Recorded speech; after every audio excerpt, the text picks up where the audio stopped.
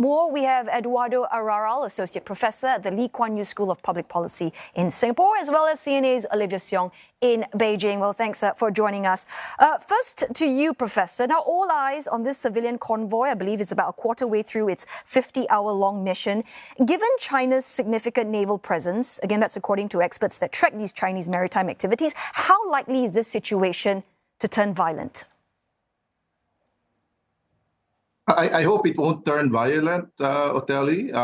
What China is trying to avoid is the entry of fishing boats inside the lagoon of the Scarborough Shoal. So as long as those civilian boats do not enter the shoal, I don't think it is in China's interest to actually blockade this civilian boats. And I think the organizers of this trip is also aware of the risk of that. And I don't think they wanted some kind of confrontation. If anything, I'll tell you, this is more of a symbolic move by these NGOs in the Philippines.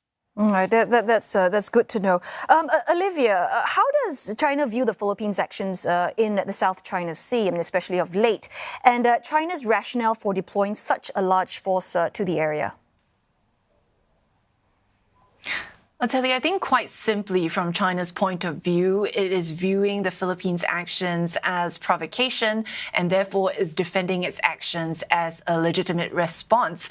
The Foreign Ministry today here was asked about whether it was aware of the movements of this Philippines convoy and what its response was to this. It did not respond directly, and it said that if the Philippines abuses China's goodwill and infringes on China's sovereignty, that it will take countermeasures according to the law without stating exactly what this could entail. Now, this goodwill China referring to, as also mentioned by Professor, referring to arrangements that it had made in 2016 to allow a small number of fishing boats from the Philippines to conduct fishing activities near there. But China says that that's on the condition that it's not allowed to enter the lagoon. But we have seen local media reports here saying that this has not been the case, which has angered China.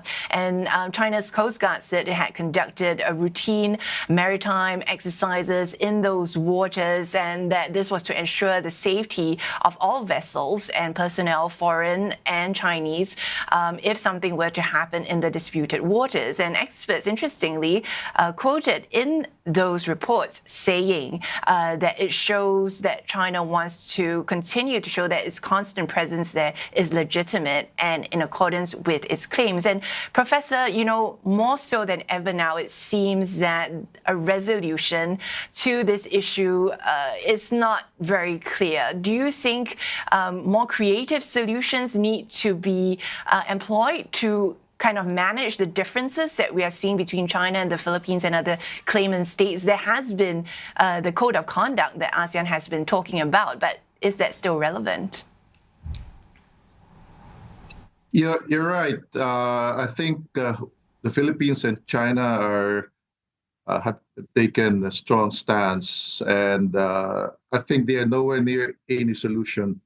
And there's more tension now than ever before. So even if two sides get creative, even if the two sides agree to have some kind of talks, it's very difficult now for any side to talk to China because of the nationalist sentiments. It's election time in the Philippines. Things could easily flare up, and any discussion with China could be misinterpreted as kowtowing to China. So I think cooler heads has to prevail. Temperature has to be lowered down.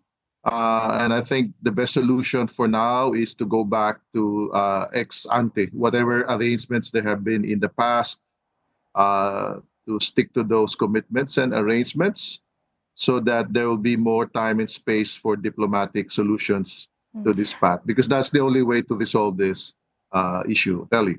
Yeah, Professor, speaking about all these agreements, I want to talk about the Philippine CADC, which is a comprehensive archipelagic defense concept, which was set up to protect its exclusive economic zone. What's the update on that? I mean, is there a new defense strategy here with China's increased presence in the West Philippine Sea?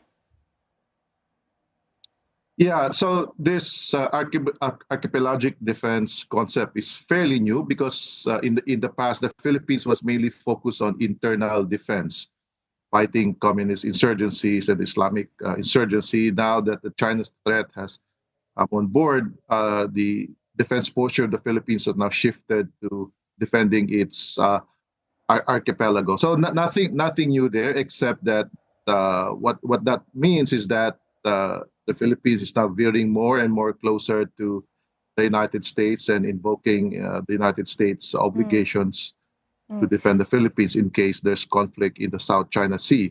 And the more worrying is for the Philippines to invite the U.S. Coast Guard to join patrols along with the Philippine Coast Guard. That's probably the last thing you want to have is when the U.S. Coast Guard, Philippine Coast Guard, and the Chinese Coast Guard would be facing off pretty soon. Right.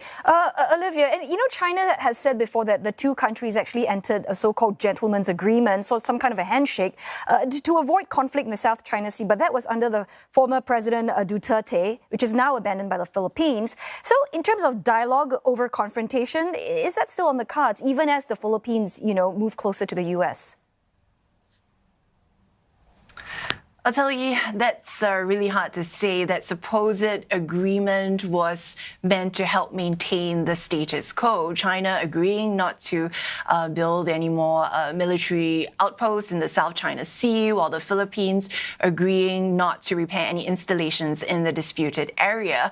That coming at a different time under the Duterte administration, which was more friendly to China, versus now where we are seeing under Marcos, the Philippines pushing back more strongly against Beijing's claims. And, Beijing has been angered by those warming ties that the Philippines has with the Philippines. And another point of contention, China is accusing the Philippines of flip-flopping, in which it said, the senior military official had agreed for the Philippines to adhere to a new model in resupply missions. China reportedly also wanting to release the phone call, audio recording of this supposed phone call. And so now there are these accusations and war of words going on, China accusing the Philippines of not adhering to its agreement, while the Philippines also saying it is investigating, what it says is a Chinese disinformation war